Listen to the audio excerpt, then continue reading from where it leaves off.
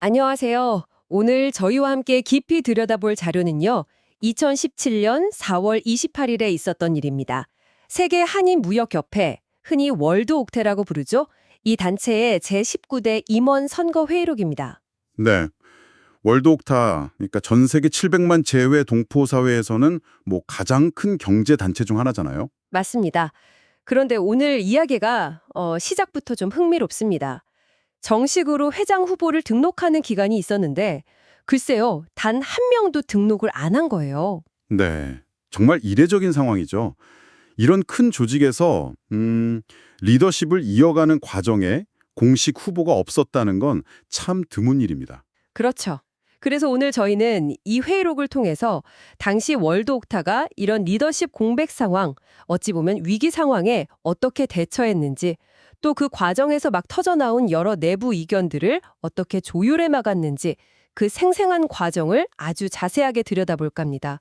뭐랄까, 조직 운영의 속살을 좀 볼 수 있는 기회랄까요? 맞아요. 이번 분석의 목표는 그냥 사건 순서만 따라가는 게 아니고요. 당시 선거가 어떻게 진행됐는지, 그 안에서 어떤 논쟁들이 있었는지, 그리고 또 아주 극적인 최종 결과까지 살펴보면서 조직 운영이나 리더십 선출 과정의 그 복잡하고 현실적인 면을 깊이 있게 이해하는 데 있습니다. 네. 특히 조직 내에서 의사결정이 어떻게 이루어지는지 또는 리더십이 바뀌는 시기에 갈등 관리에 관심이 많은 당신이라면요. 정말 흥미로운 사례 연구가 될 거라고 확신합니다. 자, 그럼 본격적으로 그날 회의 속으로 한번 들어가 볼까요? 네, 좋습니다. 회의는 2017년 4월 28일 오후 1시 30분 딱 정해진 시간에 시작이 됩니다. 먼저 도지용 간사가 성원 보고를 하죠. 네, 성원 보고 그러니까 회의를 시작할 수 있는 최소 인원이 모였는지 확인하는 거죠. 맞아요. 전체 상임이사, 이분들이 이제 협회의 주요 의사결정에 참여하는 핵심 임원들인데요. 이 430명 중에 150명 이상이 참석했다. 그래서 회의가 법적으로 유효하게 성립되었다. 이렇게 알립니다. 네, 그리고 바로 이어서 서진영 선거관리위원장. 그러니까 이 선거를 관리하려고 임시로 만든 위원회의 책임자죠. 이분이 위원들을 소개하는데요. 네, 보니까 뭐 북경, 뉴질랜드, 크라이스트처치, 일본 치바, 헝가리 부다페스트 정말 전 세계 각지에서 위원들이 모였네요. 그렇습니다. 다양한 지역에서 참여했죠. 이어서 도지용 관사가 그동안 선거가 어떻게 진행됐는지 그 경과를 보고합니다. 아, 경과 보고요. 네, 1월 말에 선거위 구성을 위해 추천 공문을 보냈고 2월 임시이사회에서는 명예회장이신 서진영 씨를 선거위원장으로 뽑았고 3월에는 구체적인 선거 일정 안내랑 후보자 등록 공고를 냈고 4월에는 예비선거인 명부, 최종 선거인 명도 공지까지 이런 과정을 쭉 요약해서 설명을 해요. 그렇군요. 하지만 여기서 제일 중요한 건 아까도 말씀하셨지만 바로 3월 24일에 후보 등록 공고를 냈는데 마감일까지 아무도 단 한 명의 회장 후보도 등록하지 않았다는 사실입니다. 이게 계속 강조돼요. 정말 이례적인 상황이라는 걸 다들 알고 시작한 거네요. 그래서 서진영 선거위원장이 개회사를 통해서 바로 이 점을 딱 짚고 넘어갑니다. 네, 그렇죠. 월드오케이 35년 역사상 이런 일은 처음이다. 이렇게 강조를 하면서요. 과거에 조직이 겪었던 어려움, 회의록 기원을 그대로 빌리면 아픈 마음의 기관이 있었다. 이런 얘기를 해요. 아, 아픈 마음의 기간, 뭔가 내부적으로 힘든 일이 있었나 보네요. 네, 그런 뉘앙스죠. 이걸 잘 극복하고 이제는 화합하고 발전해야 하니까 현명한 결정을 내려달라 이렇게 회원들에게 당부를 합니다. 그러면서 명확하게 설명을 하죠. 후보자가 없으니 조직의 기본 규칙인 정관에 따라서 오늘 이 자리에서 참석한 선거인들의 추천을 받아서 회장을 선출해야 한다. 이렇게 절차를 안내합니다. 정관에 따른 절차다 이 말이군요. 네, 그렇죠. 그리고 바로 첫 번째 추천이 나옵니다. 강태승 상임이사라는 분이 당시 비상대책위원장, 이가 이 리더십 공백기에 임시로 조직을 끌고 있던 박기출 위원장을 회장 후보로 추천합니다. 아, 임시 리더를 정식 리더로 추천한 거네요. 네. 근데 그 추천 이유가 상당히 의미심장해요. 과거 선거 과정에서 있었던 잘못, 추천인 본인 표현으로는 민주적이지 못한 방법의 저희 실수를 다시는 반복하면 안 된다. 뭔가 과거 선거에 문제가 있었음을 인정하는 발언이네요. 그렇죠. 그러면서 옥다가 추구하는 가치를 공유하고 지난 2년 반 동안 조직을 위해 애쓴 박 위원장을 만장일치로 추대하자. 그래서 더 이상 혼란 없이 19대 집행부를 순조롭게 시작하자 이런 취지였습니다. 확실히 좀 화합과 안정에 무게를 둔 추천이었죠. 화합과 안정을 위한 추천. 근데 이게 만장일치로 순조롭게 갔을까요? 아니요. 바로 그 제안이 나오자마자 기다렸다는 듯이 반대 의견이 터져 나옵니다. 조지아 트빌리시 지회 소속의 이광복 상임이사인데요. 이분의 반론이 아주 날카롭고 구체적입니다. 아, 바로 반대가 나왔군요. 어떤 내용이었나요? 네, 이광복 이사의 주장은 그냥 반대가 아니라 조직 운영의 어떤 근본적인 문제를 지적하는 내용이었어요. 핵심 주장을 요약하면 한 4가지 정도로 볼 수 있는데요. 4가지나요? 네, 첫째는 직전 18대 집행부, 그러니까 박기출 회장 체제죠. 이 집행부가 바로 전년도 2016년 10월 평창 선거 때 당선자가 뽑히자마자 사퇴하는 일이 있었거든요. 이런 선거 관리에 심각한 부실 책임이 있다. 그러니까 이번에는 그 책임자들이 물러나는 게 맞다. 이런 주장입니다. 아, 과거 선거관리 부실에 대한 책임론이군요. 그렇죠. 둘째는 지금처럼 후보자가 없는 비상 상황이면 선거관리위원회가 사전에 추천 후보를 미리 알린다든지 아니면 다른 대안 절차를 좀 제시한다든지 이런 적극적인 역할을 했어야 하는데 그냥 당일 현장 추천으로 가는 건 좀 미흡하다. 이런 절차적 문제를 제기한 거고요. 절차상의 문제 제기? 네. 그리고 셋째는 참석률이 너무 낮다는 걸 강하게 비판해요. 전체 상임이사가 430명인데 실제 참석자는 한 130여 명 정도밖에 안 된다. 성원 보고 때는 150명 이상이라고 했는데 아마 이광복 이사는 실제 투표 가능 인원을 더 적게 본 것 같아요. 이렇게 적은 인원이 모여서 전체 조직 리더를 뽑는 건 결국 소수만의 리그, 자기 표현으로는 그들만의 리그를 만드는 거다. 그들만의 리그. 뼈아픈 지적이네요. 네, 이게 외부에서 조직의 폐쇄성을 비판하고 강제로 개혁하라고 요구할 빌미를 줄 수 있다. 이렇게 아주 심각하게 우려를 표합니다. 그리고 넷째, 그래서 결론은 뭐냐? 지금 당장 회장을 추대할 게 아니라 새로운 비상대책위원회를 꾸려서 한 6개월 뒤 10월 정기대회 때까지 충분히 시간을 갖고 모든 회원이 참여할 수 있는 공정한 경선을 통해 차기 회장을 뽑아야 한다. 이겁니다. 아, 시간을 갖고 제대로 된 경선을 하자는 거군요. 그렇죠. 지금 하는 방식은 완전 주먹구구식이다. 이렇게 아주 강하게 비판을 하죠. 여기서 딱 보이는 게 조직 내에서 흔히 부딪히는 절차적 정당성과 현실적 필요성 사이의 갈등이에요. 이광복 이사는 절차를, 추천 쪽은 당장의 안정을 강조하는 거죠. 와, 정말 강력한 문제 제기였네요. 추천 직후에 이런 정면 비판이라니 회의장 분위기가 정말 순식간에 싸늘해졌겠어요? 네, 얼어붙었겠죠. 이런 비판에 대해서 서진영 선관위원장은 어떻게 대응했나요? 서 위원장은 일단 절차적 정당성을 방어하는 데 집중합니다. 협회 정관, 그러니까 조직의 최고 규칙인 임원선거규칙 제8조 2항을 근거로 들어요. 아, 규정을 근거로요? 네, 이 조항을 보면 회장 입후보자가 없을 경우에는 선거 당일에 선관위 주재하에 참석한 선거인의 추천을 받아서 선출할 수 있다.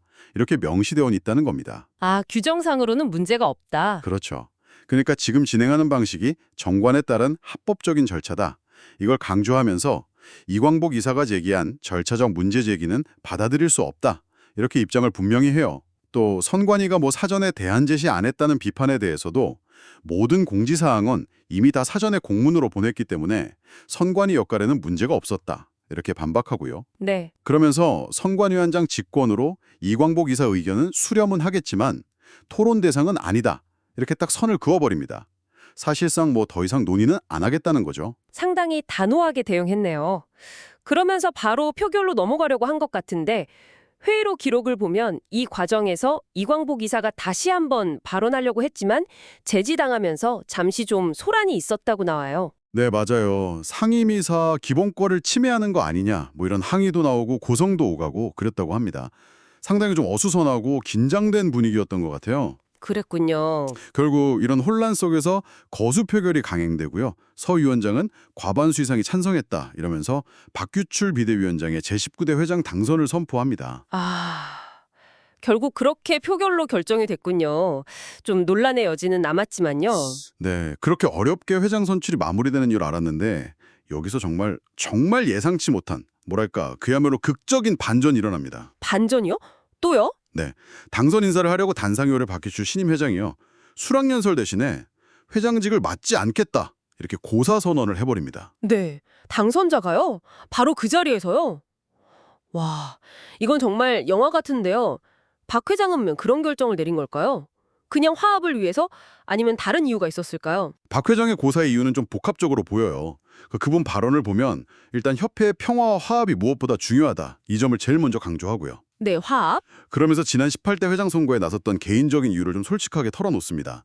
과거에 자기를 향한 여러 공격이나 비난이 있었는데 거기에 대한 개인적인 명예회복을 위해서 선거에 나섰었다. 이렇게 고백을 해요. 아, 명예회복 때문에 출마했었다. 네. 그리고 당선된 후에는 특정 파벌이나 회장 측근만 챙기는 게 아니라 각 지회에서 민주적으로 뽑힌 인물들로 집행부를 꾸리는 이른바 탕평책, 그러니까 어느 한쪽에 치우치지 않고 인재를 고르게 쓴다는 거죠. 이런 탕평책을 펴면서 공정하게 운영하려고 노력했다. 이렇게 지난 임기를 돌아봅니다. 나름의 노력을 했다는 거군요. 그렇죠. 그리고 핵심적으로 자기는 원래 연임할 생각이 전혀 없었다. 이걸 분명히 밝혀요. 이번 선거 과정이 매끄럽지 못했고 아름답지 못했다고 인정하면서 특히 이광복 이사가 제기한 그 반대 의견 역시 소중하게 듣고 존중해야 한다. 이 점을 강조합니다. 반대 의견도 존중한다. 네, 이런 여러 가지 이유를 들면서 나는 회장직을 맡을 수 없다. 이렇게 최종적으로 고사 의사를 밝힙니다. 참석자들한테 미안하다, 감사하다, 인사하고 단상에서 내려와요. 이게 그냥 단순히 화합이라는 명분만은 아닌 것 같고 선출 과정의 정당성 논란에 대한 부담감, 또 개인적인 명예회복 목표는 달성했다는 생각, 그리고 어쩌면 이런 논란 속에서는 리더십 발휘하기 어렵겠다, 이런 현실적인 판단까지 다 고려된 좀 복합적인 결정으로 해석할 여지가 있어 보입니다. 와, 정말 충격적인 상황이었겠네요. 회의장이 완전히 술렁거렸겠는데요. 선출된 리더가 그 자리에서 바로 거부를 하다니요? 맞습니다. 그야말로 아수라장이었겠죠. 이런 초유의 사태를 맞으니까 서진영 위원장이 급하게 10분간 정회를 선포합니다. 10분 정회? 그 사이에 무슨 일이 있었을까요? 네, 바로 이 10분의 정회 시간이 또 다른 극적인 전환점을 만듭니다. 정회 끝나고 회의가 다시 열리자마자 장우상 초대회장님, 당시 연세가 무려 91살이셨다고 해요. 옥타에 정말 산증인이시죠, 이분이? 특별 발언을 자청하고 나섭니다. 91살의 원로께서 직접 나서셨군요. 어떤 말씀을 하셨는지 정말 궁금한데요. 분위기를 바꿀 만한 힘이 있었을까요? 장 회장님의 발언은 그야말로 옥타의 역사와 정신을 다시 일깨우는 아주 강력한 호소였어요. 먼저 이분이 옥타는 그냥 이익단체가 아니다.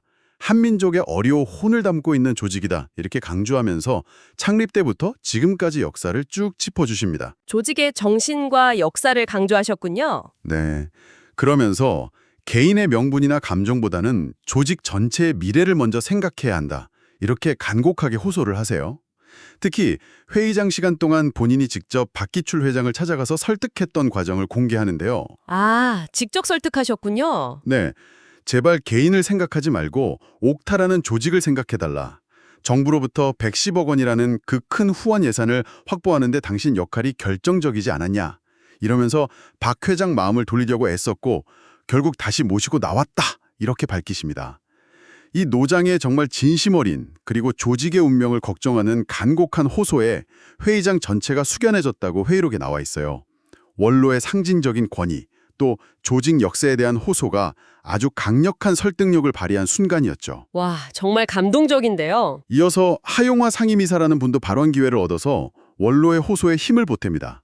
이분은 조금 더 현실적인 논리를 펴는데요. 현실적인 논리요? 네, 지금 회장 후보가 아무도 없는 이 비상 상황에서 박기출 회장이 다시 한번 책임을 맡는 게 최선의 선택은 아닐지 몰라도 현실적으로 가능한 가장 나은 차선책이 지선책이다. 이걸 강조합니다. 최선은 아니지만 차선이다. 그렇죠. 특히 옥타가 정부 예산도 확보하고 해서 이제 막 더 크게 발전하려는 아주 중요한 시점인데 이런 내부 갈등 때문에 소중한 기회를 놓치면 절대 안 된다. 이렇게 역설합니다. 물론 소수의 반대 의견도 존중해야 하지만 지금은 우리 모두 다 같이 손잡고 앞으로 나아가야 할 때다. 이렇게 강력하게 호소해요. 이분의 현실론에 입각한 설득 역시 참석자들한테 큰 박수를 받습니다. 원로의 감성적인 호소에 이어서 중진의 현실적인 설득까지 더해지니까 분위기가 정말 완전히 반전되었겠는데요. 네, 맞습니다. 분위기는 완전히 박기출 회장을 다시 추대하는 쪽으로 기울었어요. 서진영 위원장도 이 분위기를 읽고 다시 한번 박기출 회장에 대한 지지 의사를 박수로 확인하자. 이렇게 제안합니다. 그래서 이번에는 박수가 나왔나요? 네, 이번에는 이전과는 확연히 다른 정말 압도적인 박수가 터져 나왔다고 합니다. 그리고 박기출 회장도 다시 단상에 올라서요. 이번에는 다른 생각 없이 오직 옥타 하나만 생각하고 여러분들의 신뢰와 지지를 겸허히 받겠다. 이렇게 최종적으로 제19대 회장직 수락 의사를 밝힙니다. 정말 한편의 드라마 같은 우여곡절 끝에 회장 선출이 마무리된 거죠. 와, 정말 길고 험난한 과정 끝에 드디어 회장이 선출되었네요. 그럼 이제 이사장 선출로 넘어가는 건가요? 네, 회장 선출이 마무리된 후에 곧바로 이어서 이사장 선출 절차가 진행됩니다.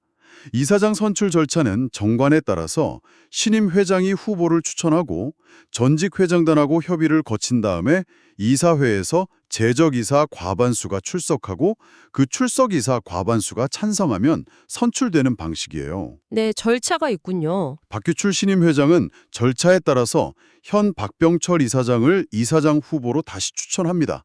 그리고 이미 명예회장단과 협의도 다 마쳤다. 이렇게 보고를 하죠. 그럼 이것도 순조롭게... 그런데 여기서 또 한 번의 작은 돌발 상황이 벌어집니다. 아, 이번에 또 뭔가요? 정말 예측 불가능의 연속인데요. 인사를 하려고 단상에 나온 박병철 이사장 후보가요. 갑자기 저보다 더 훌륭한 분이 계십니다. 이러면서 차봉규 전 부회장을 이사장으로 추천하는 발언을 합니다. 네, 이사장 후보 본인이 다른 사람을 추천한다고요? 이 회의 정말 대단하네요. 이번엔 어떻게 수습이 됐나요? 서진영 위원장이 다시 한번 상황 정리에 나섭니다. 지금은 후보 추천받는 시간이 아니다 이렇게 선을 그으면서 잠시 명예회장단하고 박기출 신임 회장이 다시 한번 협의할 시간을 갖도록 5분간 짧은 정회를 선포해요. 아, 또 정회군요. 네, 정회 후에 서 위원장은 임원선거 규정 제2조 2항, 즉 이사장 선출 규정을 다시 한번 참석자들에게 확인시키면서 박병철 이사장에 대한 추천 절차는 이미 규정대로 다 완료됐다. 이걸 명확히 알립니다. 그리고 그의 연임에 대한 찬반을 물어요. 그래서 결과는요? 결국 이번에는 큰 이견 없이 만장일치에 가까운 지지로 박병철 이사장의 연임이 가결됩니다. 정말 우여곡절 끝에 이사장도 연임으로 결정되었군요. 네, 박병철 이사장은 다시 단상에 올라서 아까 차범규 전 부회장 추천한 건 진심이었는데 미안하게 됐다고 짧게 소감을 밝히고 다시 한번 조직의 화합을 강조합니다. 이후에 감사 임명을 뽑는 절차도 별다른 이의제기 없이 기존 감사의 연임이 박수로 결정되고요. 드디어 모든 선출 절차가 마무리되었네요. 정말 긴 회의였겠어요. 그렇습니다. 마지막으로 박병철 신임 이사장이 패회를 선언하면서 뭉치면 살고 싸우면 무너진다는 말로 다시 한번 조직의 단결과 화합을 강조합니다. 그리고 어려운 과정 속에서도 협조해준 참석자들에게 감사를 표하면서 오후 4시쯤 길고 극적이었던 임원선거회의가 모두 마무리됩니다. 오늘 저희가 함께 살펴본 월드 옥타의 제19대 임원선거 회의록. 와, 정말 한편에 잘 짜인 각본 없는 드라마를 본 것 같습니다. 정리해보자면 공식 후보가 없는 초유의 비상 상황에서 시작해서 현장 추천, 그리고 그에 대한 아주 격렬한 절차적 정당성 논쟁, 또 어렵게 뽑힌 당선자의 극적인 고사선언, 조직 원로의 감동적인 중재와 설득, 그리고 최종 수락 이후에 이사장 선출 과정에서 또 예상 밖의 돌발 상황까지 정말 파란만장한 과정을 거쳤네요. 네. 그런데 결국에는 기존 리더십이 연임하는 어떻게 보면 현상 유지로 귀결되었어요. 네, 이 복잡하고 역동적인 과정을 통해서 우리가 몇 가지 중요한 시사점을 발견할 수 있습니다. 첫째는 공식적인 절차나 계획이 예상대로 안 될 때 조직이 어떻게 그 위기 상황에 즉흥적으로 대처하고 대안을 찾아가는가, 이걸 아주 생생하게 보여주죠. 네, 임기응변이랄까요? 그렇죠.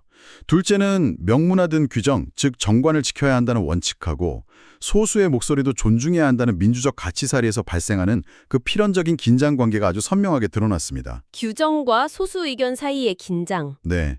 셋째는 특히 위기 상황에서는 원로나 상징적인 인물의 권위나 호소력이 때로는 공식적인 절차나 논리보다 더 강력한 힘을 발휘해서 조직의 방향을 결정할 수도 있다는 점이고요. 원로의 역할이 정말 컸네요. 네, 결정적이었죠. 넷째는 리더 개인의 어떤 감정, 명분, 정치적 계산 이런 것들과 조직 전체의 안정과 발전이라는 요구 사이에서 벌어지는 복잡한 갈등과 타협의 과정을 엿볼 수 있었습니다. 마지막으로 여러 절차적 논란이나 내부 갈등에도 불구하고 결국에는 조직의 안정과 연속성을 최우선으로 추구하는 경향이 아주 강하게 나타났다는 점을 확인할 수 있었습니다. 듣고 보니 이런 과정들이 비단 월드 옥타라는 특정 단체만의 이야기는 아닐 거라는 생각이 드네요.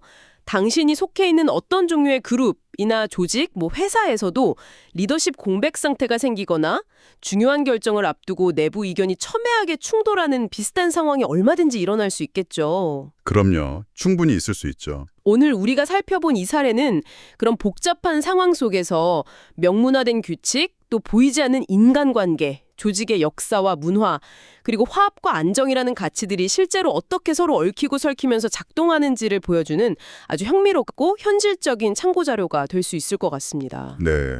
마지막으로 당신에게 생각해 볼 만한 질문을 하나 던지면서 마무리하고 싶습니다. 네, 어떤 질문인가요? 오늘 살펴본 이 회의는 결과적으로 보면 당면한 갈등을 극적으로 봉합하고 조직의 안정을 택하는 방향으로 마무리되었잖아요. 네, 그랬죠. 하지만 회의 초반에 이광복 이사가 그토록 강하게 제기했던 절차적 정당성에 대한 문제제기나 소수만의 리그가 될 수 있다는 우려, 이게 과연 이 과정 속에서 완전히 해소되었다고 볼 수 있을까요? 글쎄요, 그건 좀 의문이 남네요. 그렇죠. 조직 운영의 관점에서 볼 때 과연 이런 긴장 상황에서 즉각적인 화합과 안정을 꾀하는 것이 장기적으로 더 건강하고 발전적인 조직을 만드는 최선의 길이었을까요? 아니면 당장의 갈등과 혼란을 좀 감수하더라도 절차적 정당성을 확보하고 소수의 비판적인 목소리에 좀 더 귀 기울이는 과정이 더 필요했던 것은 아닐까요? 정말 어려운 질문이네요. 물론 정답은 없을 겁니다. 하지만 조직의 리더십과 미래를 고민하는 당신이라면 한 번쯤 깊이 곱씹어 볼 만한 질문이라고 생각합니다.